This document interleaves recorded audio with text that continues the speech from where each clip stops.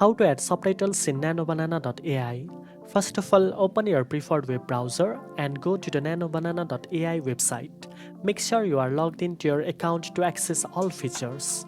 Once logged in, click on Start Editing to open the workspace. You will see two main options, Image Edit and Text to Image.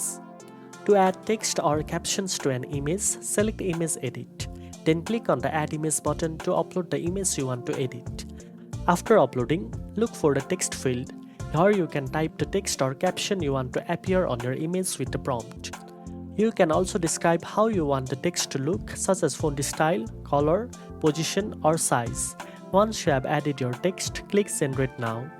The AI will process your input and place the caption or text onto the image according to your instructions.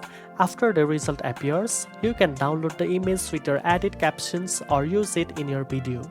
Now you know how to add subtitles in NanoBanana.ai. If you found this tutorial helpful, don't forget to like, share and subscribe for more tech tips. Thanks for watching and I'll see you in the next one.